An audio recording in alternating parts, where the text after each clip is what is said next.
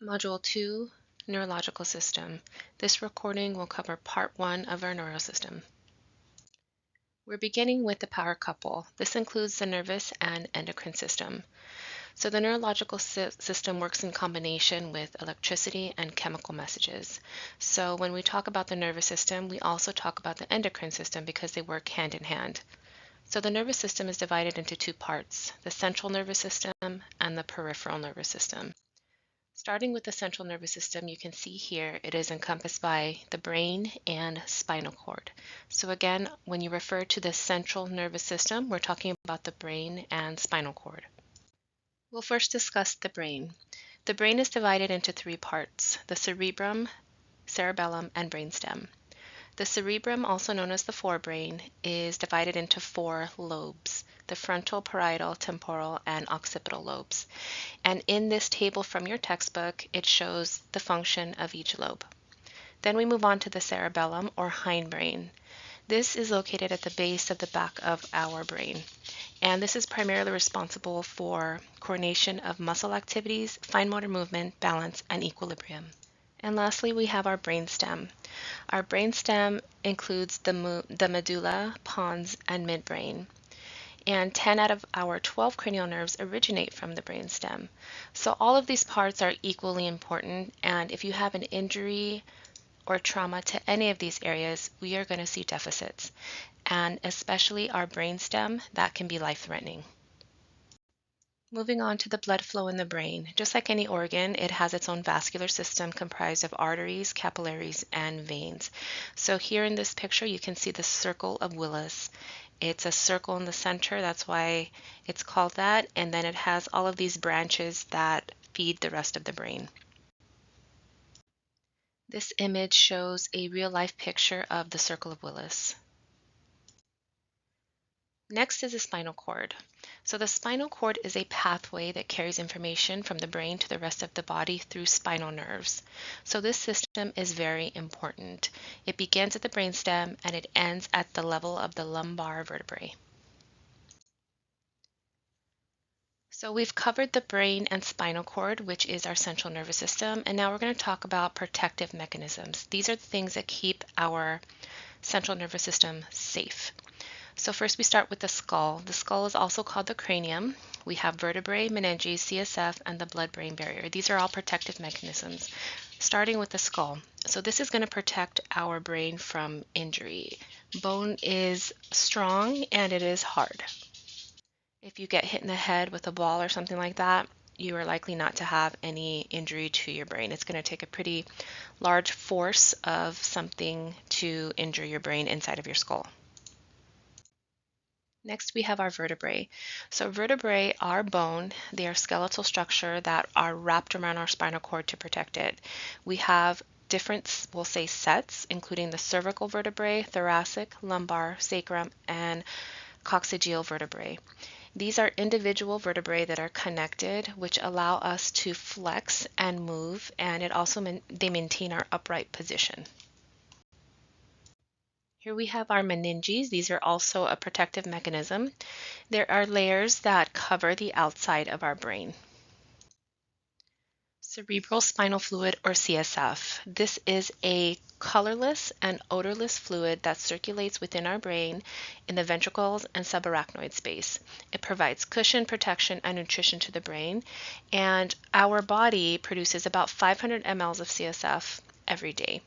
At any given time, there's about 125 to 150 mLs of circulating CSF volume in our brain and spinal cord.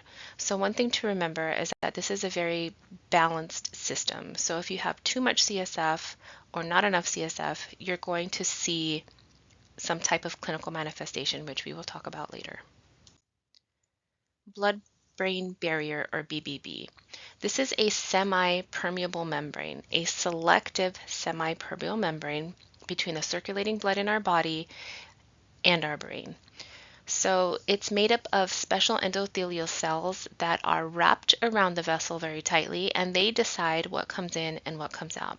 So toxic substances will be filtered out so that even though it's circulating within our body, it does not cross the BBB into our brain. Moving on to the peripheral nervous system. So we've covered the central nervous system. Now we're moving on to the peripheral nervous system. This is going to include cranial nerves and spinal nerves. Starting with cranial nerves, this is a review from health assessment. Like we mentioned earlier, 10 out of the 12 pairs originate out of our brainstem. The olfactory and optic nerves originate out of the cerebrum. So those are the two that are not in the brainstem. So these are transmitters. They're going to transmit signals to receptors in the body. This table is from your textbook to just give you a little review of what each cranial nerve does. Here we have our spinal nerves. So these spinal nerves are coming out of our spinal cord, and there's something called a dermatome. So this is an area on the skin that is supplied by a specific spinal nerve, and it is a map on our body.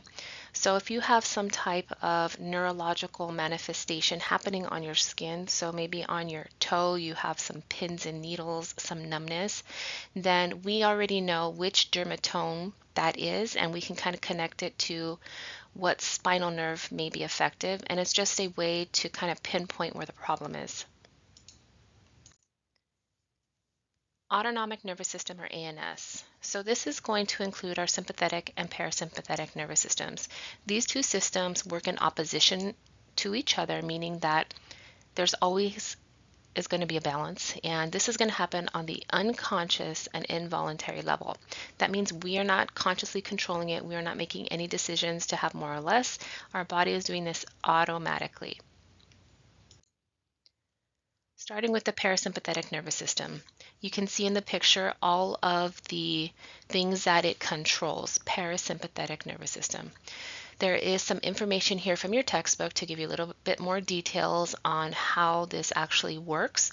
For our purposes, we're not going to get that detailed, but with the parasympathetic nervous system, remember that your pupils constrict, you are salivating, your airways are constricting, your heart rate slows, your stomach is going to digest food, your bladder is going to constrict, and your reproductive system increases blood flow. So these are kind of like the non-essential activities in our body. So it's kind of like those background things that are happening when you don't need to be on alert. So the parasympathetic nervous system, P for pajamas, you are calm, you're digesting, your heart rate is slowed, you don't need a lot of activity going on. Now this is the opposite of the sympathetic nervous system, our fight or flight response, where our body is getting ready to do something. So this is going to be exact opposite of what we just talked about. So here our pupils are going to dilate, our digestive system is going to slow down, so we're not going to have saliva, we're not going to have the digestion in our stomach or our intestines. Our airways are going to dilate to allow more airflow and oxygen in. Our heart rate is going to increase, our blood pressure is going to increase, our bladder is going to relax, and our reproductive system decreases blood flow. So this is definitely something that you will need to remember. And S for sympathetic, S, you're getting stressed. So S for stress and P for pajamas. This is another picture, exactly what we just talked about, just another way to see it. So whichever images help you, definitely study it that way. Moving on to nerve cell types and functions, starting with our neuroglial cells. So these are specialized cells that hold neurons together to support nutrition and protection. We have much more neuroglial cells than actual neurons. They can multiply, and there are several types. Do you need to know this for the exam or anything else? No, not unless you get into neurology. You'll need to be familiar with this, but this is just so that you know these things exist. This is a little bit more information on the role of each of those subtypes. And here are our neurons. So neurons are specialized communication cells of the brain and spinal cord, and they conduct impulses. They receive stimuli and transmit or conduct information in response to the stimuli.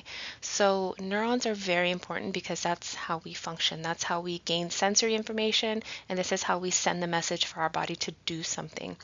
There are different types, afferent, efferent, and interneurons. Again, you are not going to be tested on these specific terms, but it's good to know because it may help you understand why some conditions are the clinical manifestations you see in some conditions, why that is.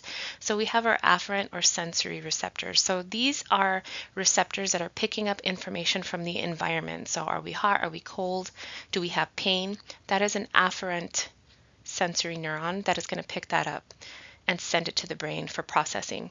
Then we have our efferent or motor neurons. So these are going to be those neurons that are going to then tell our muscles to do something in response to the sensory motion. So that classic situation or classic example that we see in textbooks is when you put your hand over the hot stove, we're going to have our efferent or sensory neurons pick up that heat sensation.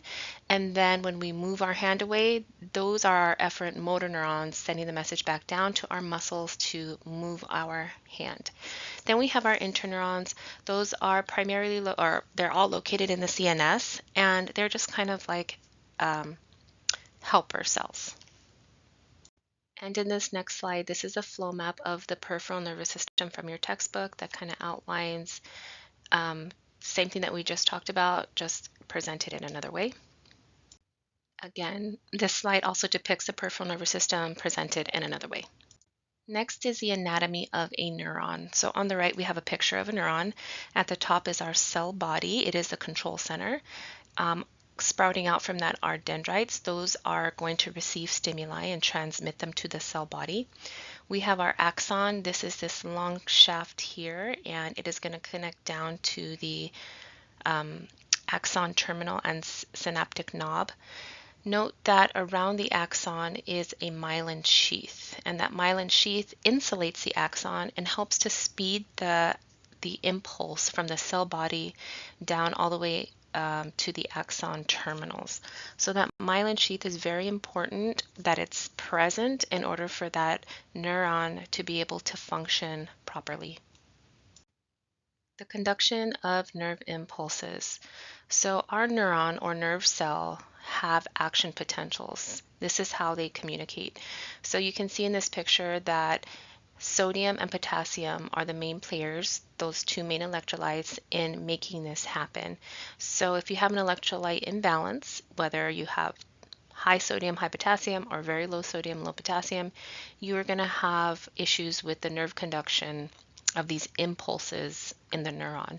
So one of the things we want to check with a patient that has any type of clinical manifestations that may be related to our neurological system, we want to check their electrolytes.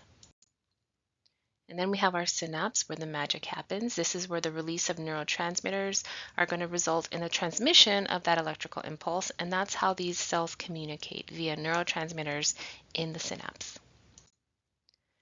Neurotransmitters. So we have several neurotransmitters and they can be excitatory, inhibitory. They're going to work together to maintain balance. Excitatory neurotransmitters open sodium channels, where inhibitory neurotransmitters open chloride channels, and that's how they maintain balance. Again, we have chloride here as another key player in neurotransmitters. So that is why checking your electrolytes is so important. And then this table here from your textbook shows you the neurotransmitters listed and what class they're in.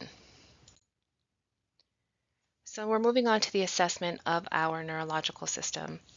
So just like any other system, we want to get a good history and physical. So starting with the history, we want to know, has the patient gone to the doctor? Have they been following up with their doctor?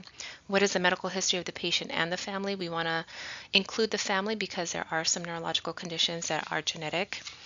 What is their chief complaint? Why are they here? Do they have allergies? What medications are they taking? Sometimes medications can have a side effect that present with neuroclinical manifestations. And then also social history.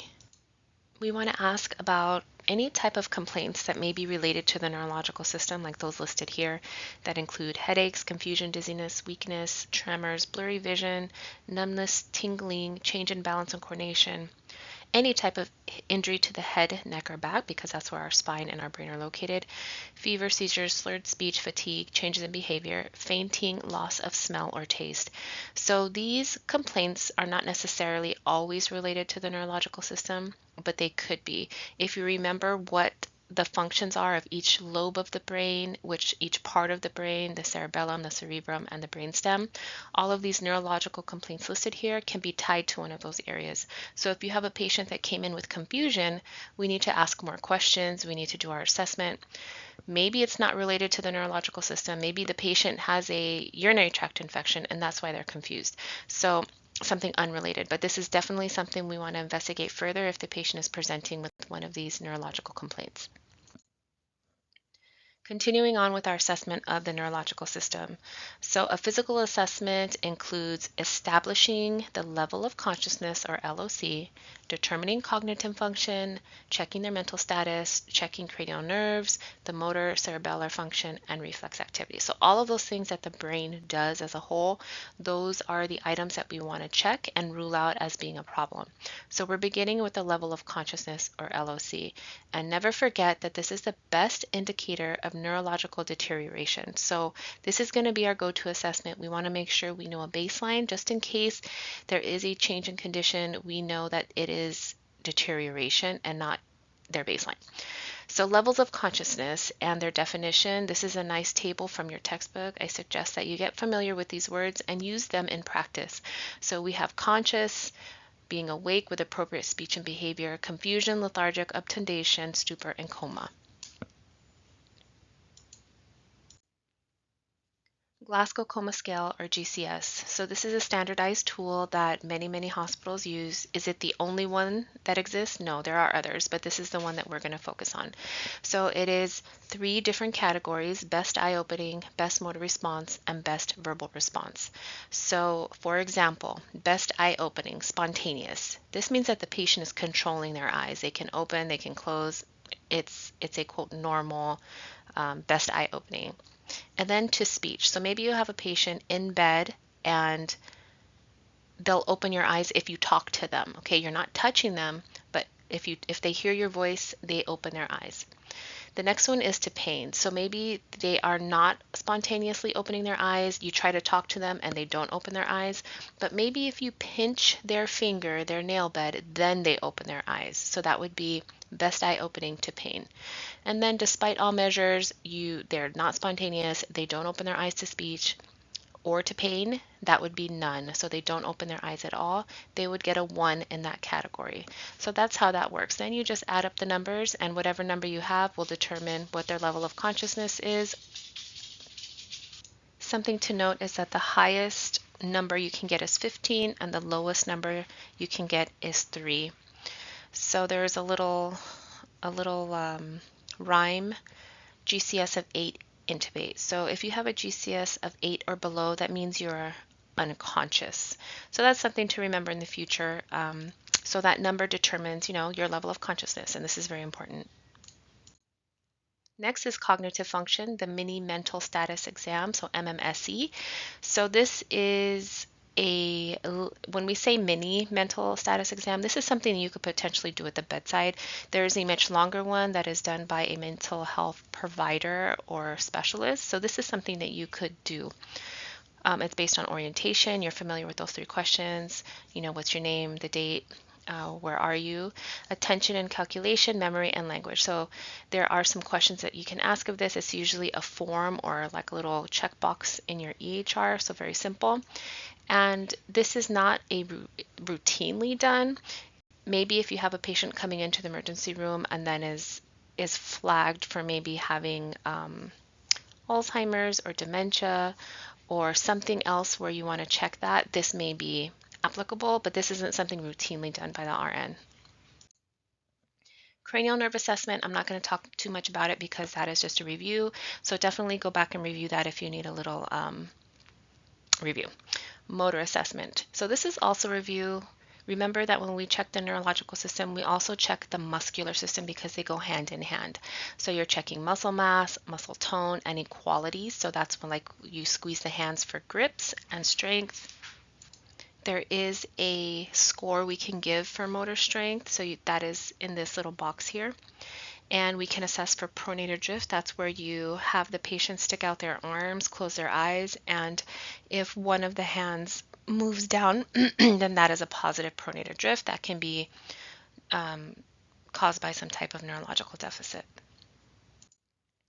Cerebellar assessment, if you remember, the cerebellum is in the back of the brain, and it is coordination, it's balance. So we are going to use the Romberg test for that.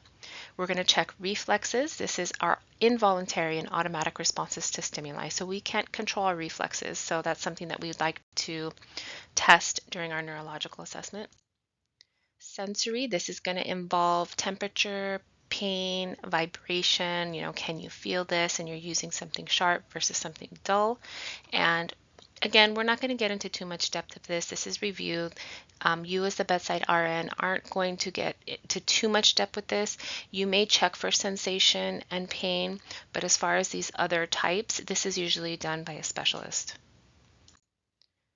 Moving on to diagnostic exams related to the assessment of the neurological system. X-rays, and this is because we have a skull and we have vertebrae that are protecting our central nervous system. So this we can see if there are any abnormalities. This could be related to injury or trauma, or something, maybe a malformation that the patient is born with. CT scan, we can use this to assess for bleeding, edema, or finding tumors or other masses inside of the brain or spinal cord. This is also used to rule out a hemorrhagic stroke, which we will talk about in our stroke lecture. So for the nurse, your role as a nurse when it comes to a CT scan. CT scans of any part of the body, not just the head, can be given without contrast or with contrast. So in our case, we're talking about the brain, or the spinal cord. So if you have a CT scan without contrast, there really isn't any preparation the patient needs to be prepped for. You pretty much just send the patient, it's pretty quick, they go and they come back. When you have a CT scan with contrast, we're referring to IV contrast. So we're going to have to check a few things while we get this patient prepped. One, the patient needs very good IV access. Usually the CT department that likes to have at least a 20 gauge IV, and it needs to be patent. So what's going to happen when that patient goes down to the CT scan is that they're going to lay flat and they're going to have an IV connected to the medication, the dye, and a machine is going to push that in, not a human. And the machine isn't going to do it slow, it's going to do it fast. So we really need a nice working IV.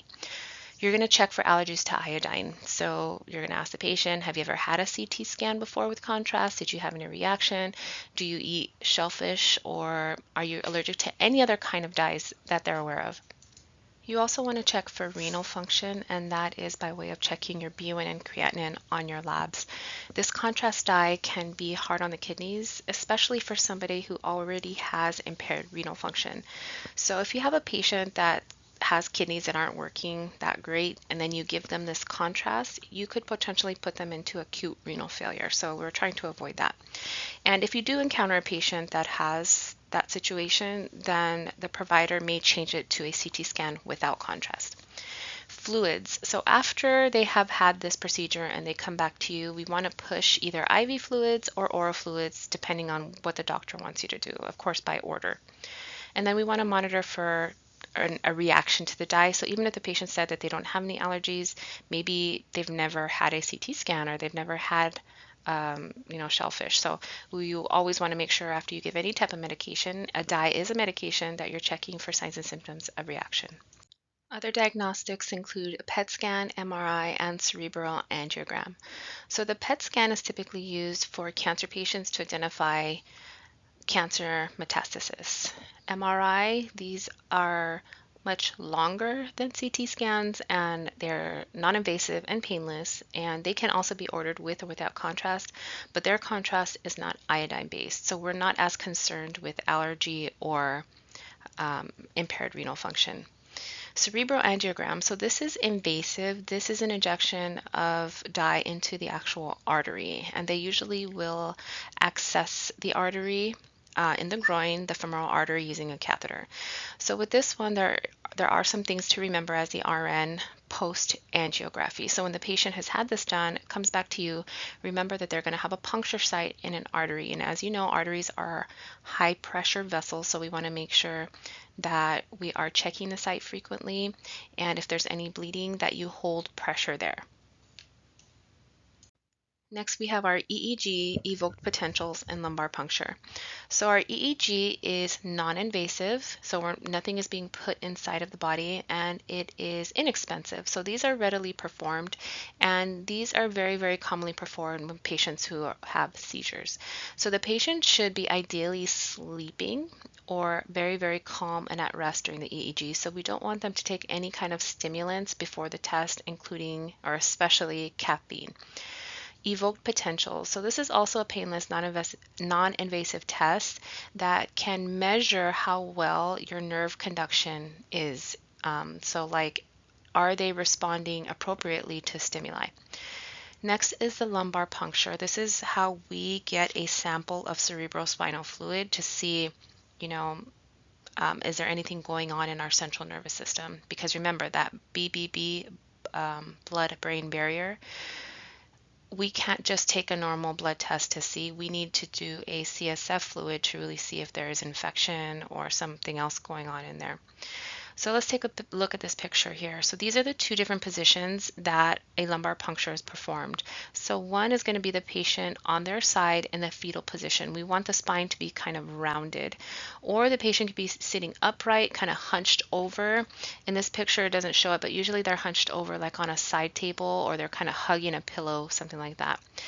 So when you access the space where the cerebral spinal fluid is located, you're puncturing that area. So once you remove that fluid, there is a chance that you can have a leak. Just like you would if you were to puncture for an IV and then remove the IV, you can have a few drips of blood come out. It's the same thing. But remember, our brain and spinal cord have a limited amount of CSF circulating. So those little drips could actually be significant overall. So this can manifest as a headache, a severe headache after puncture. So in order to prevent that, we would like the patient to lay flat. We don't want them at 30 degrees, 45 degrees, or sitting high fallers. We want them to be flat, and that's so that gravity can kind of help decrease the chance of that CSF leaking. So for example, a patient has just had a lumbar puncture and they are now sitting up in bed, even though they're not supposed to, and they complain of a headache. So the first thing you should do is put the patient down. You should lower the head of the bed and then check the site to see if you see anything coming out of there. If they do have a leak and that headache just isn't subsiding even after you put them down in supine position or on their side, then something can be done, such as a blood patch. And this is where the actual patient's blood is injected to the site of puncture, and then our body makes a little clot. So it's kind of interesting. But the takeaway here is knowing the positioning for a lumbar puncture and knowing the potential complications that could happen. So you can have a CSF leak, you can have that severe headache, and now you know what to do about it. You want to lower the head of the bed, you want to make the patient flat, and keep an eye on that area. Myelography and brain biopsy. So myelography involves a lumbar puncture, but they're going to inject contrast into that space around the spinal cord, and then they take pictures. Brain biopsy, I believe you're familiar with a biopsy. So this is a brain biopsy. Remember that our brain is surrounded by bone, so it's not just going to be a normal tissue biopsy. We're going to have to make a hole in that bone and to be able to access that tissue. So this is not done routinely. This is only done when it's absolutely necessary. So some reasons could be maybe they have some type of tumor and they need to know if it's malignant, if it's cancerous, or maybe they have a infection in the brain and the medications that we're giving just aren't resolving it, so they need to get and it's life-threatening, so they need to get a tissue sample to see exactly what it is so that we can treat it appropriately. Or maybe there's an abscess, again, a pocket of purulent fluid that is just not going away, and they need to go in and identify the organism, the pathogen that's in there. So there are different types of biopsies: needle, stereotactic, and open. I want you to remember that when you start to make access holes into the brain, you are asking for infection, and we don't want to give ourselves an infection, especially if we didn't have an infection in the first place. So brain biopsies are only done when absolutely necessary. Okay, so we are done with our introduction to the neurosystem, our assessment of the neurosystem. Now let's talk about our brain disorders. We're starting with seizures. So seizures are uncontrolled, sudden, excessive discharge of electrical activity. Now this is your textbook definition. So remember that our neurons are conducting impulses, they're conducting electricity, and seizures are just that, but they're uncontrolled and excessive. We don't know why. So pathophys, no conclusive pathophysiological explanation because we're kind of dealing with electricity in our tissues, so we don't know everything. Non-epileptic may be caused by trauma, surgery, tumors, or stroke. Cryptogenic seizures. So cryptogenic, whenever you see that word, no matter what we're talking about, what body system, it always means we just don't know. It just happens and we're unable to find out what the source is or the cause is. Epilepsy is a chronic disorder where seizures are recurring and unpredictable. So these patients, if you have epilepsy, we know that they have the potential of having seizures again. Risk factors. Fever, this is going to be most common in children. If a child has a fever because they have a really high temperature, it doesn't mean that they could ever have one again. You know, it's not something they're going to have as a condition for the rest of their life. It could just be a one-time thing. Cerebral edema, infection in the brain, fluid and electrolyte imbalances, drug and alcohol withdrawal, head trauma, metabolic disorders like hypoglycemia, hypoxia, genetics. So all of these things could potentially cause a seizure. If you have one of these things, it doesn't mean you're going to have a seizure, but it puts you at much greater risk of having one. And you'll notice any type of infection or injury or trauma to the head is going to lead you to possibly have a seizure. There are some triggers, fatigue or sleep deprivation. So if you haven't slept in 2 days, you are at higher risk of having a seizure. If you're very stressed out, flashing lights, caffeine, and change in medications. So if you have a patient who is on seizure meds and they've not had a seizure for 5 years, and then all of a sudden now they're starting to have these breakthrough seizures, the first thing you want to do is ask them about their medication compliance. Are you taking your medication at the same time every day? Have you missed a dose? What dose are you taking?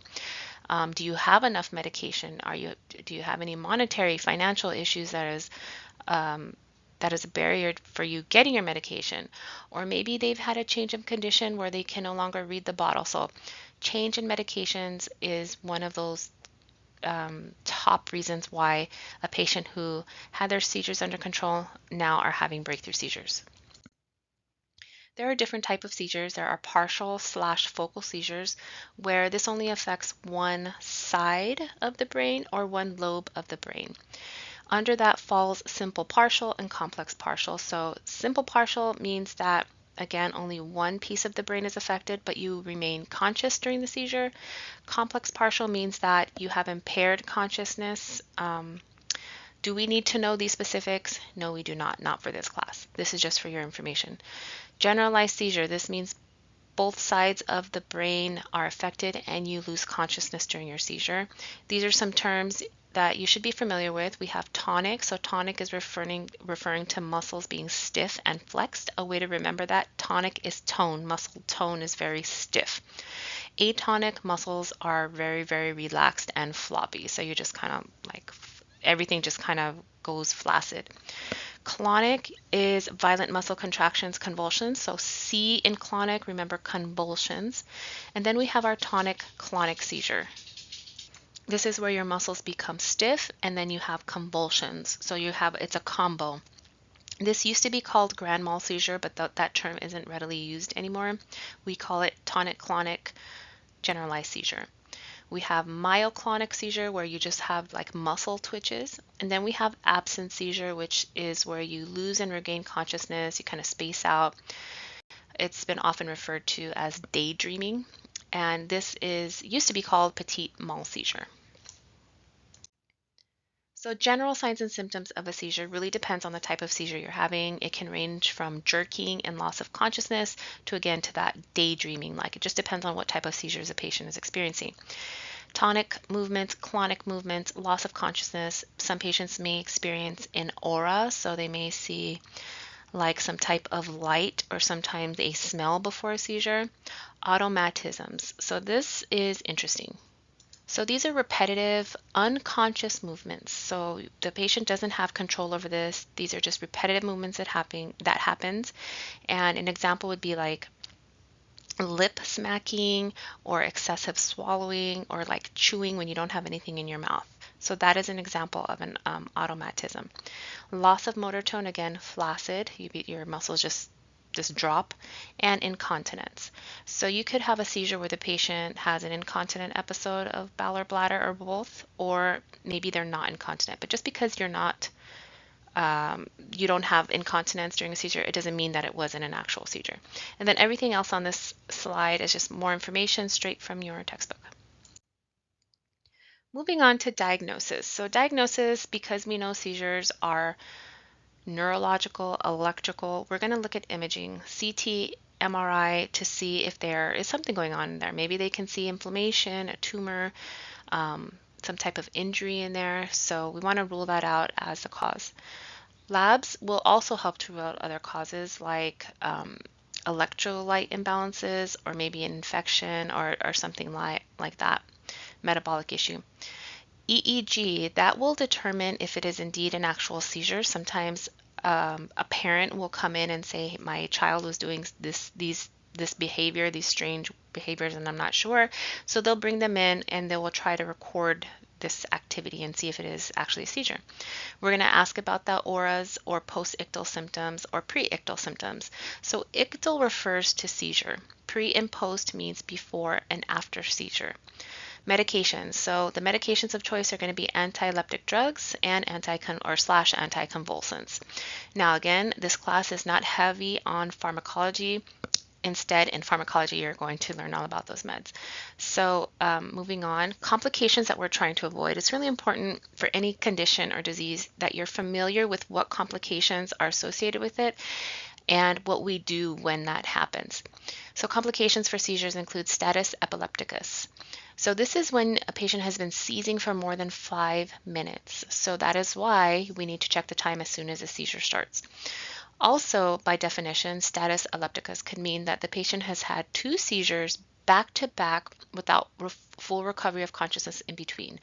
So after a seizure, and we say post-ictal, patients are usually very exhausted, they're fatigued, they can be disoriented, they can be agitated, and that should go away. It is expected, okay, it is not something that we need to call the doctor for if the patient has known seizures, but it's something that we want to document and describe.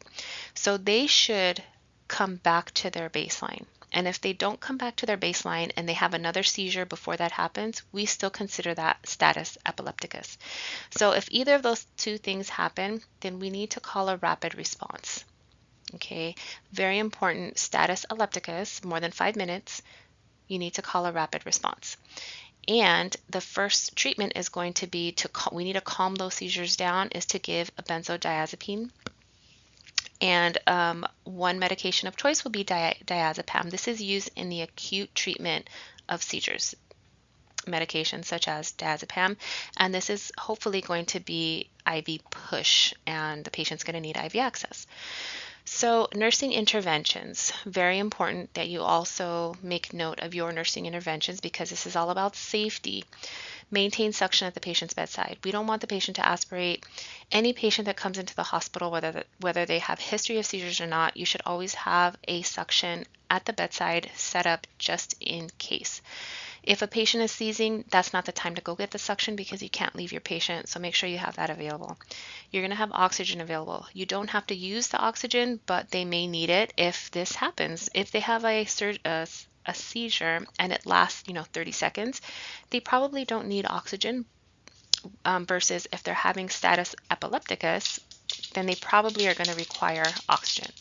Safety measures. So we want to make sure the bed is in the lowest position, and that if the patient is seizing in the hospital bed, that is, we don't want them to get hurt on anything. So if there's any kind of equipment, we want to remove that. Maintain IV access. Again, we want to be able to push IV medications. That is the fastest route. And you want to document. So as soon as the patient starts seizing, you are documenting the time, how long the seizure lasted, what happened during the seizure. Did they have tonic-clonic movements? Were they in the daydreaming state? Did they have an incontinence episode? All of those things you should be documenting. Pre-ictal and post-ictal observations. So did they act differently before the seizure? Did you witness anything? And then post-ictal, were they confused? Were they agitated? How long did it take them to return to baseline? Teaching.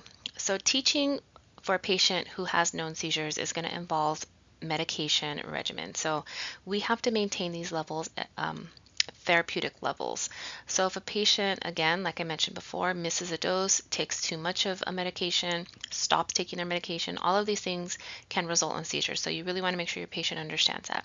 Medic alert bracelet, that way everybody knows they have history of seizures or epilepsy. If there is medical emergency services that comes to help the patient and they have one of these bands, it will allow them to treat them more effectively and more efficiently.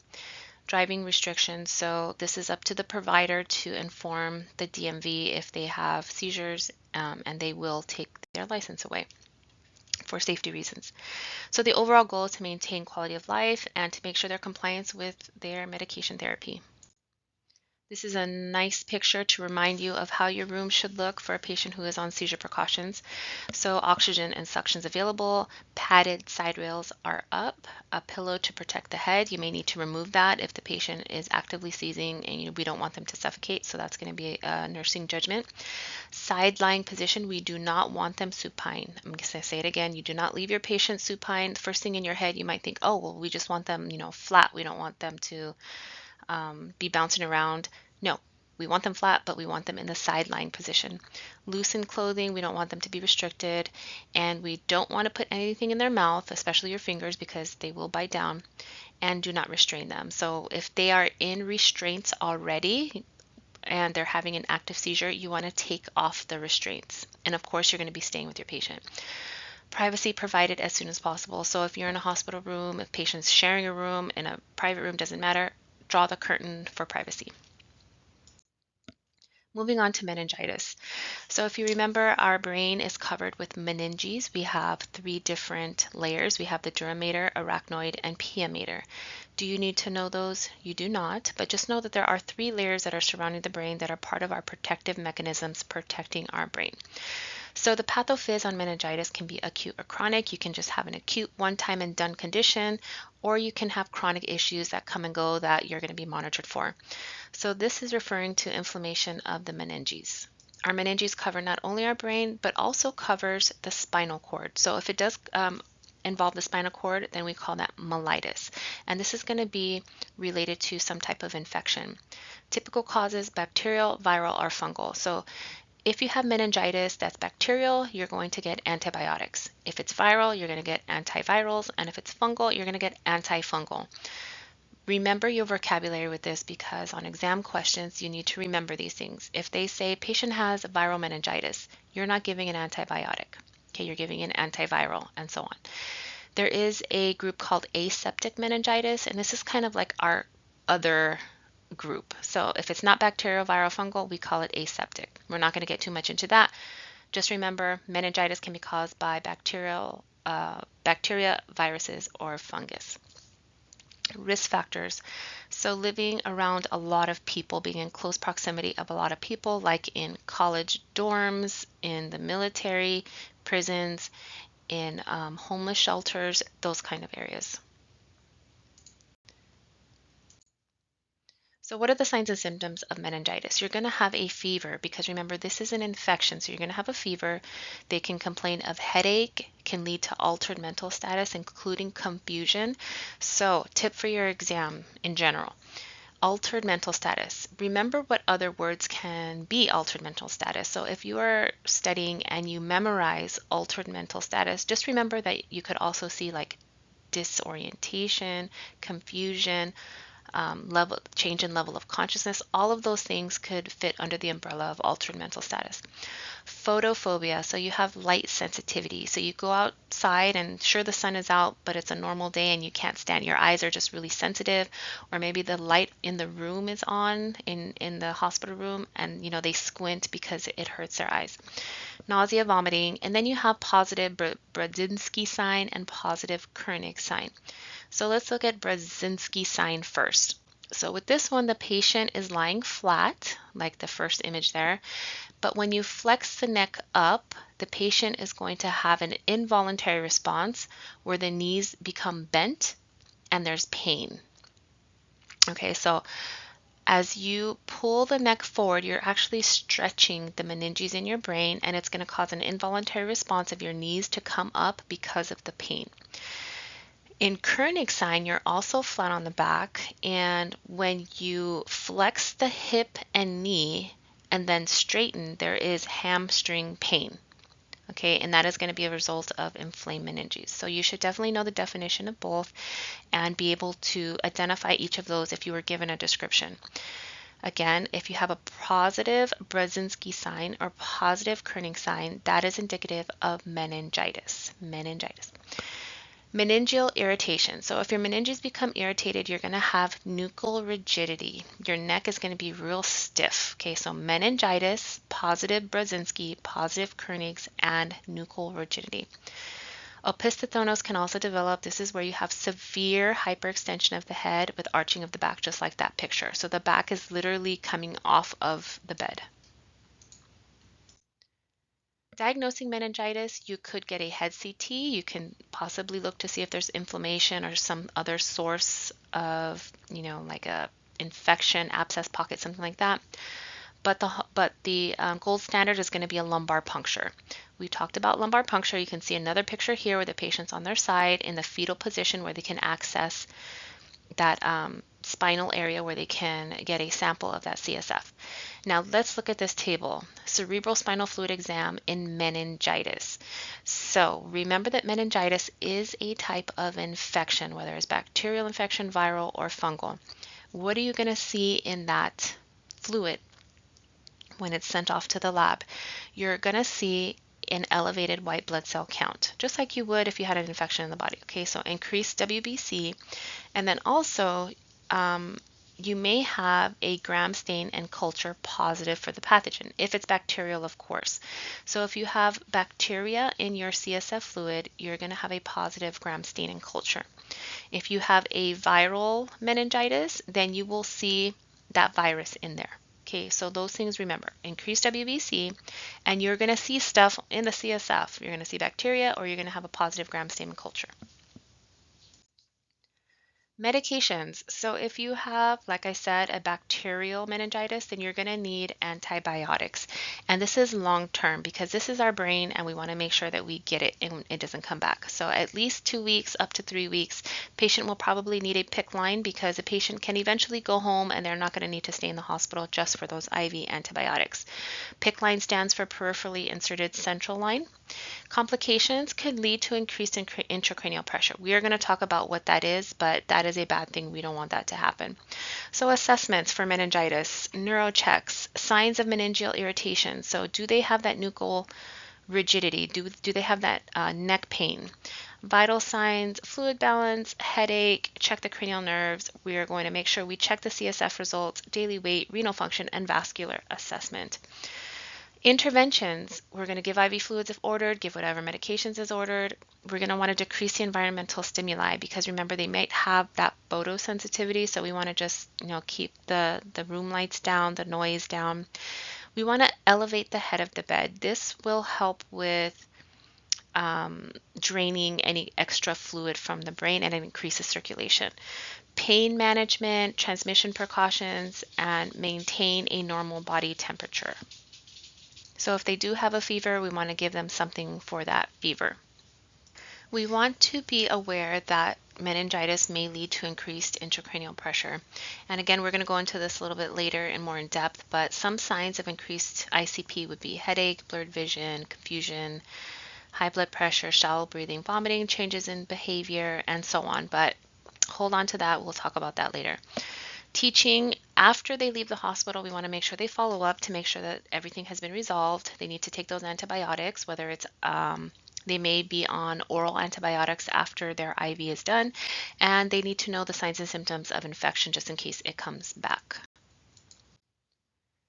Moving on to encephalitis. So encephalitis is referring to the cerebrum, brainstem, or cerebellum. So that's where the problem is, acute inflammation of the cerebrum, brainstem, or cerebellum. If this also includes the spinal cord, then it's called encephalomyelitis. So causes of encephalitis are primarily viral. Okay, we're going to say viral and autoimmune. So this can be related to herpes simplex 1 and 2 or arboviruses. And all that means is viruses that are transported by bugs, by these vectors here. For example, rabies, Lyme disease, and the West Nile virus. Okay, so again, remember, encephalitis is viral and it can be transmitted with bugs, with insects.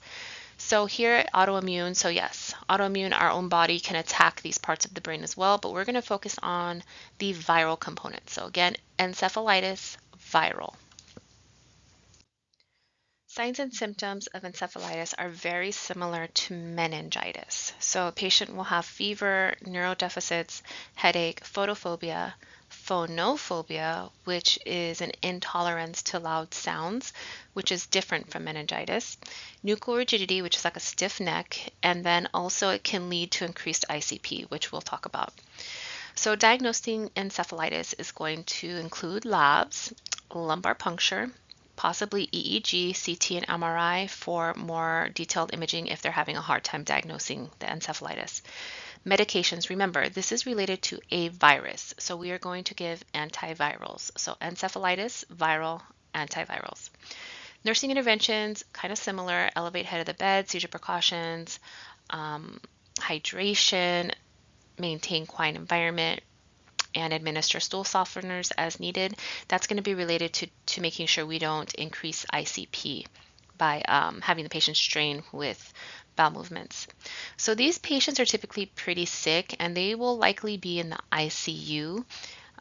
So your responsibility in the Med-Surg unit is to identify all of these things and then they will be transferred to a higher level of care. So teaching complications of immobility, and that is because they're going to get very sick and they may be in bed, so we want them to, make sure they maintain their skin integrity and they get repositioned every 2 hours, stuff like that. Importance of follow-up appointments. Again, we don't want this coming back. We want to make sure it's resolved. And when they go home, they should be following doctor's orders, especially with their antibiotics. Next is Huntington's disease. This is an inherited disorder. It is genetic. It is a neurodegenerative disease. So what happens in Huntington's disease is there is a cellular deterioration of basal ganglia and cortex. So this is going to result in a loss of neurons in the brain, and there's going to be specific focal degeneration of neurons in central structures of the brain. So this is progressive and fatal. Death will occur in about 15 to 20 years after the time that you develop symptoms. And so in this picture, you see a quote normal brain and then a brain where the person has the Huntington disease. Clinical manifestations of Huntington's disease is described in 3 different categories: motor, cognitive, and psychiatric. So the motor changes or movement changes that happen can be described here.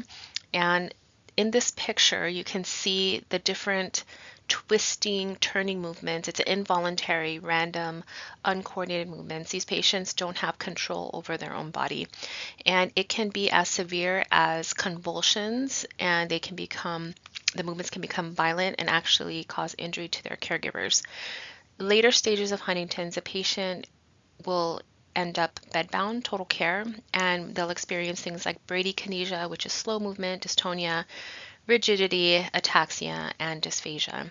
So motor, always connect that to muscles, and this is happening all over their bodies. So we're thinking safety, right? If they're having these type of movements, they're going to be a huge fall risk, and we need muscles to be able to swallow safely also. So we're also thinking aspiration. Cognitively, reduced attention span, memory loss, difficulty problem solving. Eventually these patients won't be able to make their own decisions. Psychiatric-wise, depression, behavioral changes, anxiety, and increased risk of suicide. There is no specific imaging that can be done to diagnose Huntington, so we're talking no X-ray, CT, MRI, things like that, but you can test it in the blood with genetic testing. So if you do have a history of somebody in your family and you're unsure, they can definitely do blood tests to determine that. Medication is for symptom management. So all of those muscle movements, the psychiatric and cognitive type signs and symptoms, there are medications that can be used to treat those. But remember that this is a progressive fatal disease, so it's not going to cure it. It's just going to try to help before the inevitable happens. Treatment-wise, they need a multi-discipline approach, so psychotherapy, a speech therapist, physical therapy, occupational therapy. The goal is to have the patient as independent as possible for as long as possible, but we do know that we are going to need support for the patient, caregiver slash family down the road because again, this is progressive and fatal. Nursing management for Huntington's disease. So your assessments are going to be based on those clinical manifestations that we know are going to happen eventually. So the muscle movements, the swallowing impairment, speech impairment, cognitive decline, oral intake. We want to make sure the patient is still eating and drinking safely because these patients tend to lose a lot of weight because they're not able to do that.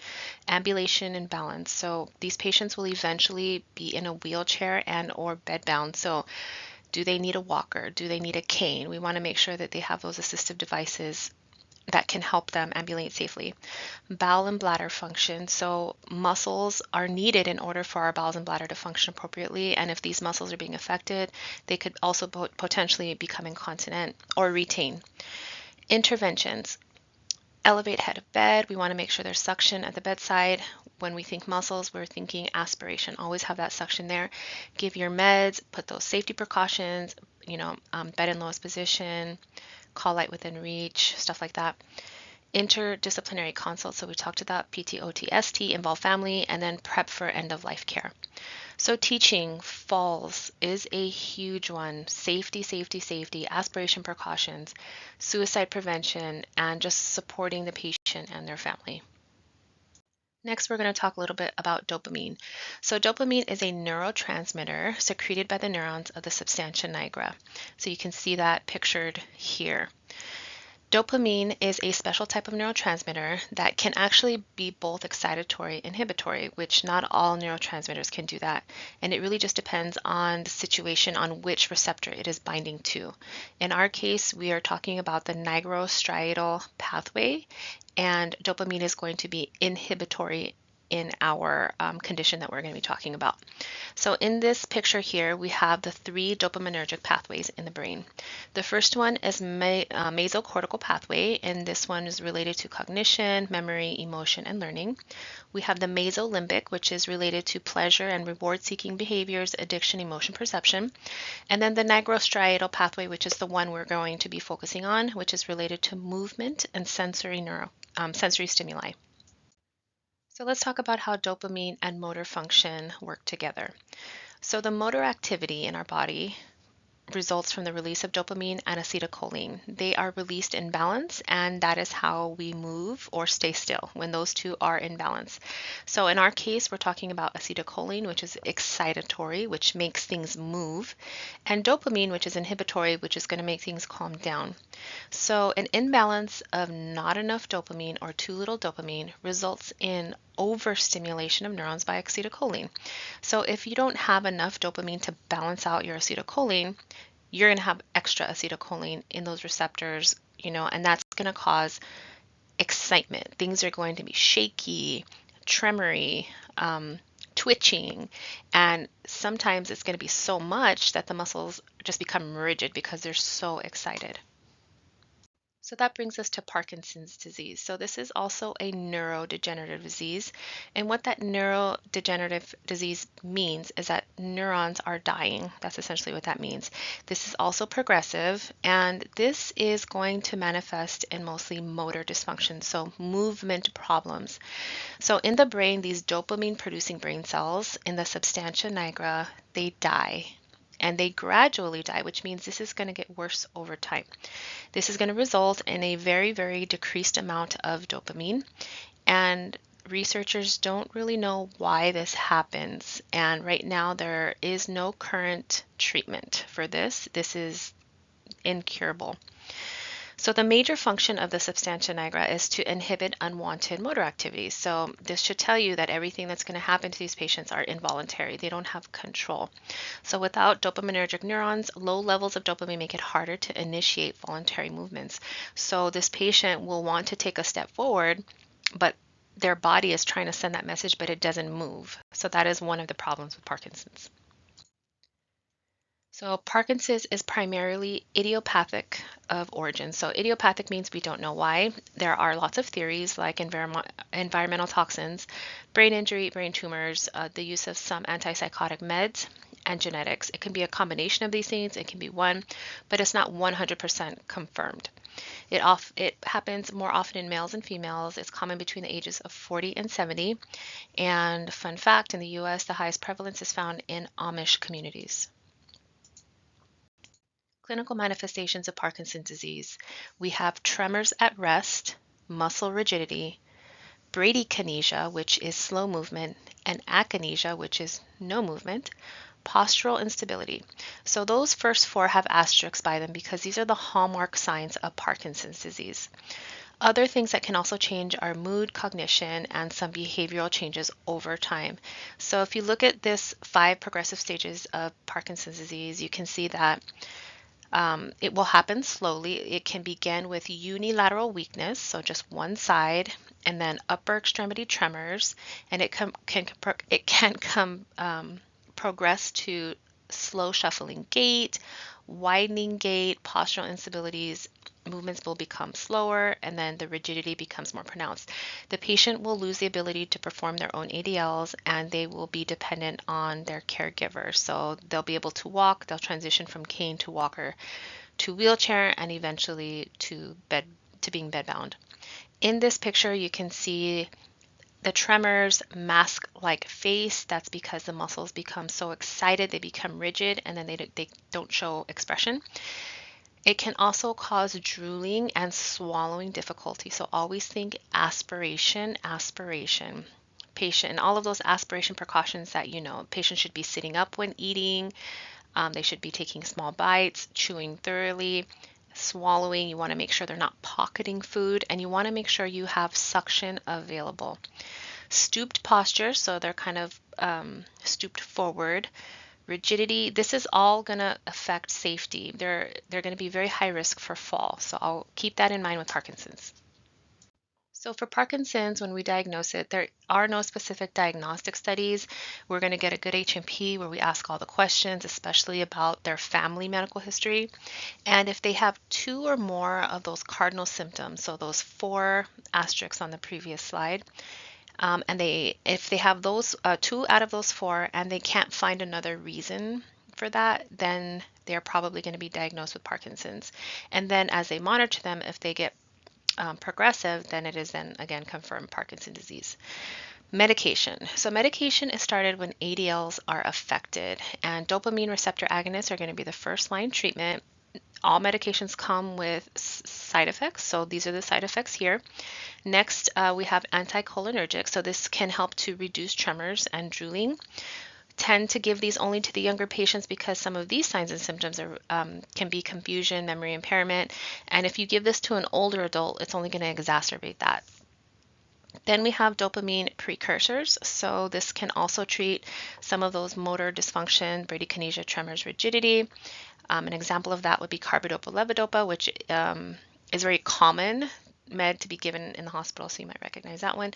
And like I said in class, medications are not the focus. Pharmacology isn't going to be highly tested, more so on why we're giving these medications. What is the intent?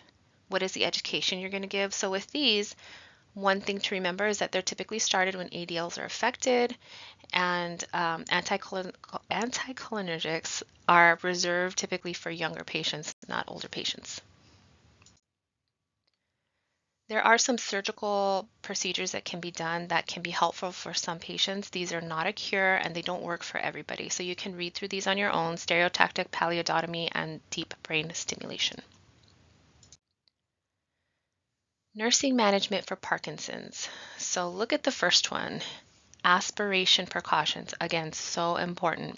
You're going to assess mobility and ability to perform ADLs because that will tell you when it's time to get resources involved. They're going to need more care. Bowel and bladder function. So these patients are going to go towards constipation and incontinence. So we want to make sure that they're drinking plenty of fluids, high fiber, and exercise or activity to the best of their ability. Safety precautions related to fall. They also can experience orthostatic hypotension, and that's related to the lack of muscle use. Nutrition, lose weight because of difficulty swallowing and eating. We want to always make sure we have suction set up for any patient that has muscle dysfunction like this. Hydration, stool softeners, collaboration with your multidisciplinary team, PT, OT, ST, and social work. Communication, so this refers to the patient being able to communicate to other people because of the loss of muscle function. So we want to work with a speech therapist and again, maintain independence for as long as possible. Teaching, make sure they know how to take their meds, safety, especially at home, and psychosocial support because this is a progressive fatal disease. Next, we'll discuss Alzheimer's disease. So Alzheimer's is a form of dementia that involves a gradual progression of the loss of brain function. So not all types of dementia are Alzheimer's.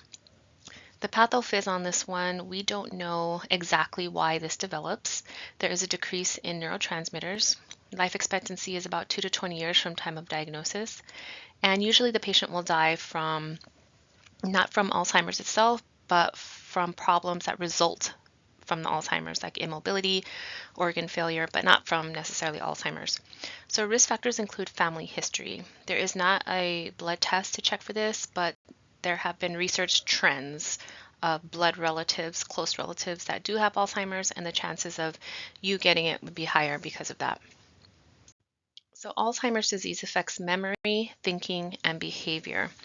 And forgetfulness is the first symptom of Alzheimer's.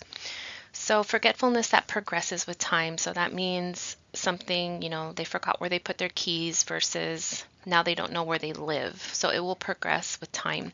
Short-term memory decline, and this will eventually lead to the patient being incompetent. So they won't be able to make their decisions.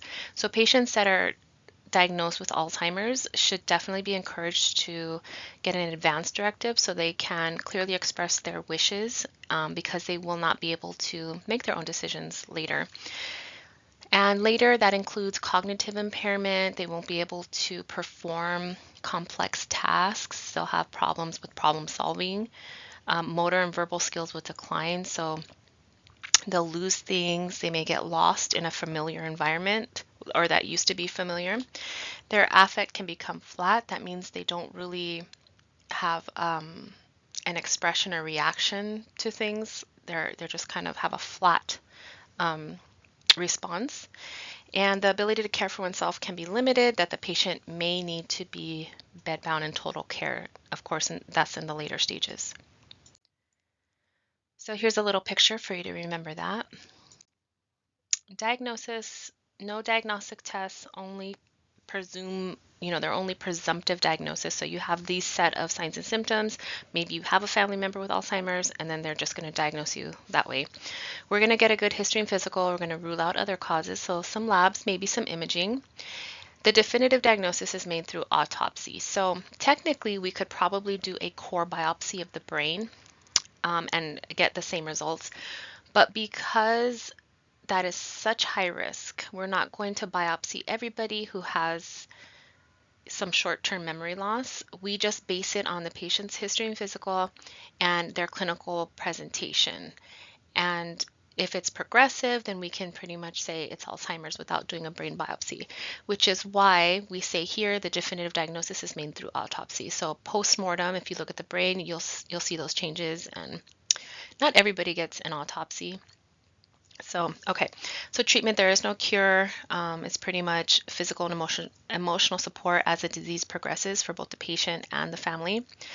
Medication goals, again, you're not going to be tested on medication details, but the concepts you should know is how are you going to explain the purpose of this medication to the family and the patient, because there is no cure. So why are we giving these medications? Well, you see here medication goals are going to be to slow the dementia process and to help improve memory and cognition and to reduce the symptoms. This is all temporary. This will happen no matter what we do. So you really want to make sure the family and the patient understand the medication goals. So nursing management, your assessments are going to include weight, intake and output, because the patients are going to have a hard time feeding themselves eventually, remembering to eat, and physically being able to feed themselves, and of course that risk of aspiration. Bowel and bladder function, skin, ADLs, environment and safe to coping. So all of these things are very similar to what we've been talking about. So this you can kind of put under that umbrella of safety, nutrition, aspiration. So interventions encourage, assist with feeding, safety, toileting practices. We want to encourage them again to be independent as long as possible. They're going to lose their memory. They're not going to be able to recognize their surroundings. So we want to kind of focus in on that. And these things provide a clock and calendar, provide routine activities, speak calmly. All of those things will kind of hopefully help the patient be more comfortable. Teaching, we're going to teach all of this to family members, label dangerous substances, because eventually they're not going to be able to remember that maybe you're not supposed to drink bleach. So stuff like that. Monitoring systems, so they might need to be like on making sure that there's supervision at all times, and referral assistance to community resources for support. And the goals on outcomes here are enhanced quality of life and again, preparation for end of life. And that concludes this lecture.